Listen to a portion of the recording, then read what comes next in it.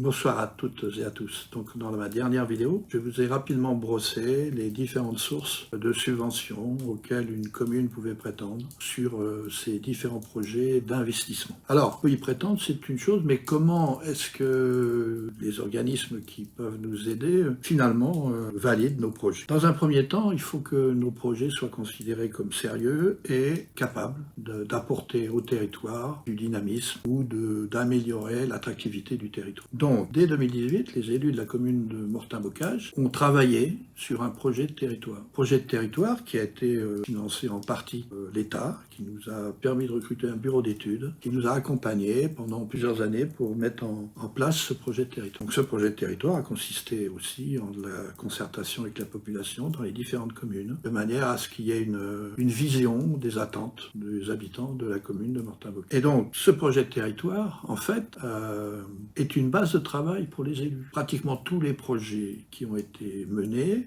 sont des projets qui sont inscrits dans ce qu'on appelle des fiches projets au niveau du contrat de territoire. En fait, ces fiches projets et ce projet de territoire est accessible à la population de ce qui est prévu. Mais d'une façon générale, un certain nombre d'investissements qui sont faits sur la commune se font aussi sur la base des fiches projets qui ont été inscrites dans le projet de territoire. Donc dans l'idée, si vous voulez, pour que les organismes nous subventionnent, c'est que eux sachent que nous, on sait où on va. Donc ce projet de territoire a été voté par les élus de Mortain-Bocage et donc ils accompagnent l'action des élus sur plusieurs années, sachant que le projet de territoire se décline sur un certain nombre d'années, parce qu'on ne peut pas tout faire d'un coup. On ne peut faire des choses qu'en fonction des finances que l'on a.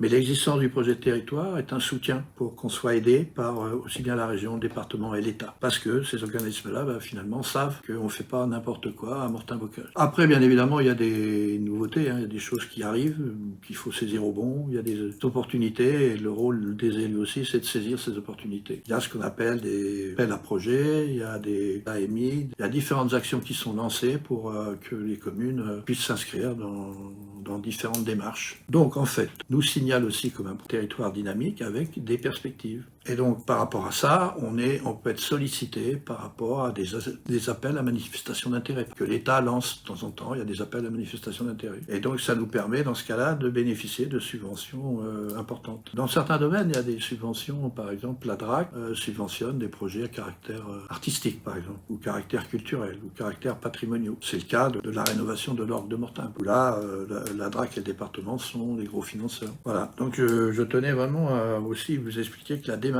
des élus de Mortain-Bocage, c'est pas d'aller sans direction. Il y a une direction qui a été à l'époque votée par les élus de Mortain-Bocage qui est un projet de territoire. Donc nous suivons une ligne de développement autant que faire se peut en fonction de nos possibilités financières. Voilà, ce sont ces éléments-là que je voulais vous donner parce que là aussi, c'est important que la population sache que sur Mortain-Bocage, les projets sont en général plutôt mûrement réfléchis.